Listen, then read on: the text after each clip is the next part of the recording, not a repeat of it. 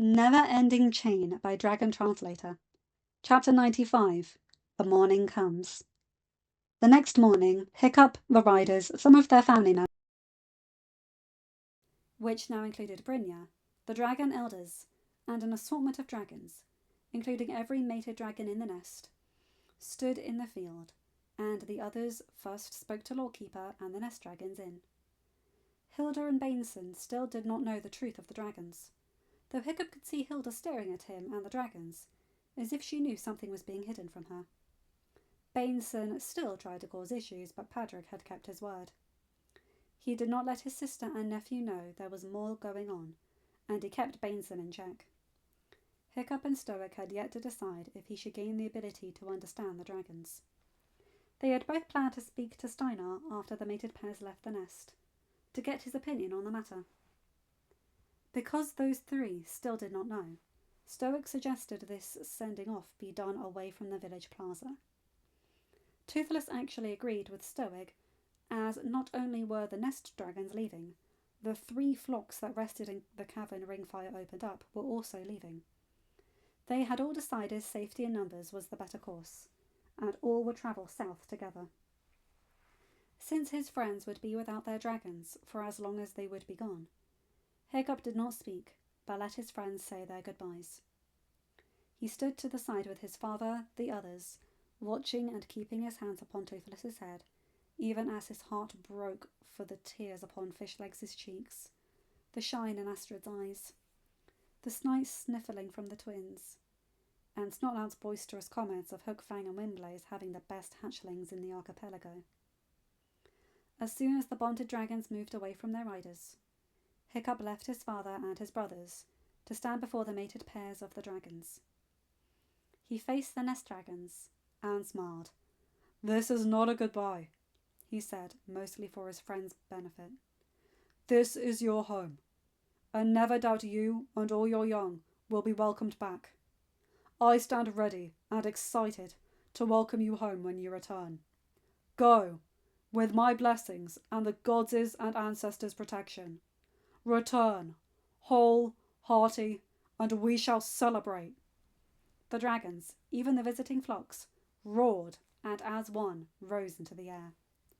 Hiccup did note the bonded dragons were slower about rising, but they still did so.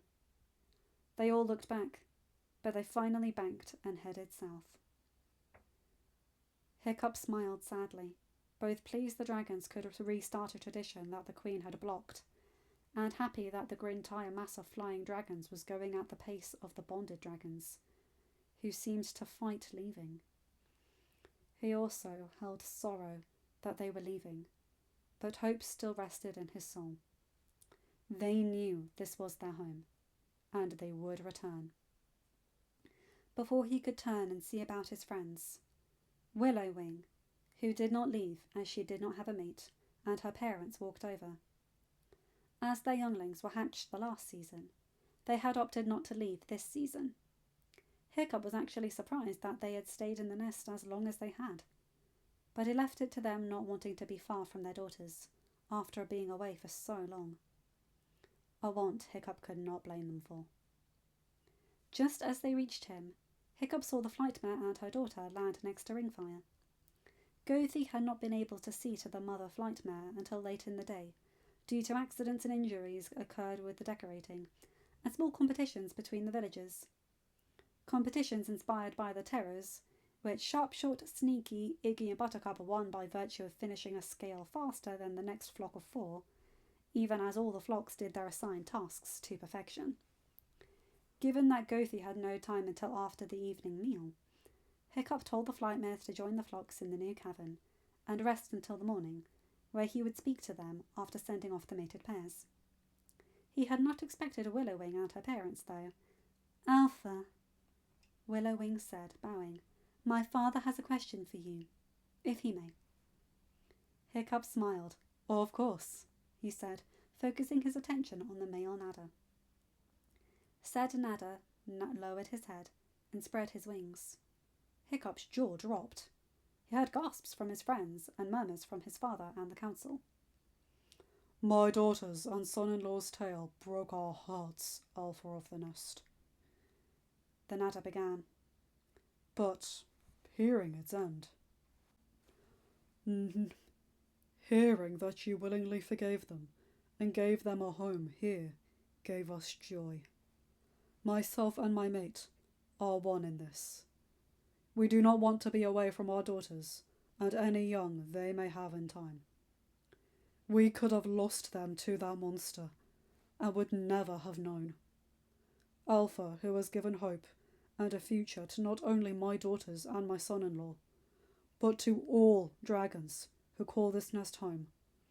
May my Nate, my younglings, and myself find a place here. May we call you our Alpha? Hiccup tilted his head. Please stand, he said. The Nada straightened. He looked to the female. Please, come closer. The female moved to stand next to her mate. Hiccup smiled and lifted his hands and turned his gaze. He heard a willow wing chitter and then felt warm scales press into both palms. He turned back and began scratching both Nadas. They cooed and their eyes half closed. Welcome home, Hiccup whispered. He then tilted his head again. May I give you and your young names? He blinked when he heard a willow wing giggle. He glanced over to find her watching her parents. She noted his regard and chittered. They are struck silent, as is every dragon that presses into your paws. Willowwing said, It's endearing. Hiccup chuckled, but turned back to the parents. He scratched their beaks for a few heartbeats more, but did remember that the flight mares also wished to speak with him, and he had a group of friends who were missing their dragons. The Nadas shook themselves when he lowered his hands. They stared at him, heads twitching back and forth so that their eyes could see him. They then looked to Willowwing. I see what you meant, daughter, the mother said. I could hear the purr. I could feel the peace. I knew we were safe here, the father said, that we would always be safe and welcomed. Hiccup glanced at Toothless, finding his brother smiling and nodding his head. Hiccup frowned. The purr had been spoken about. The feeling of peace, not as much. More to find out about, and no doubt tied to the thing within his soul. Hiccup did hope someone, somewhere, would explain it and what it was for. He was still coming to terms with its power to freeze the dragons that bowed to him. But Toothless had been adamant that the dragons did not care. Willowwing, giggling again, pulled Hiccup from his thoughts. Mother, father, Alpha asked if he could give you and my siblings names. The two Nadas blinked and turned back to Hiccup. Sorry, Alpha, the father said. We heard you, but the purring was so soothing we did not really want to interrupt it.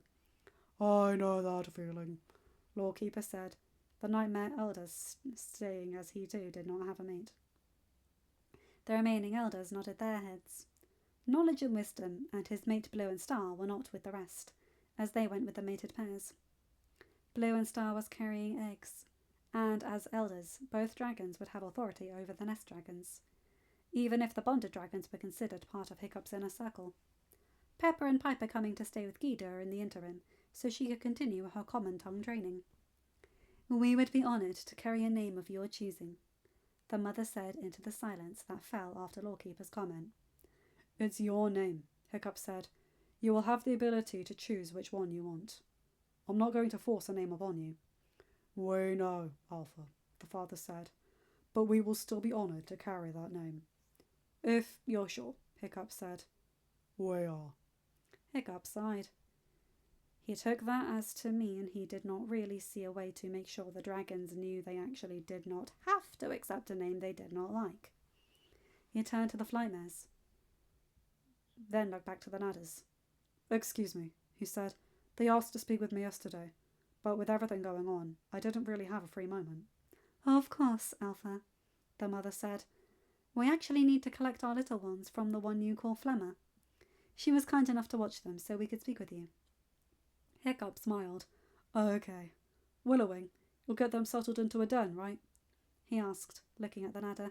Yes, my Alpha, Willowwing said, bowing.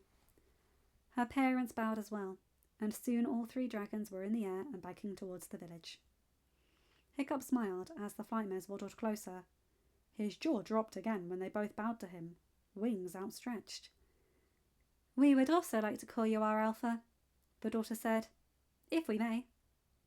Hiccup closed his mouth and then smiled again.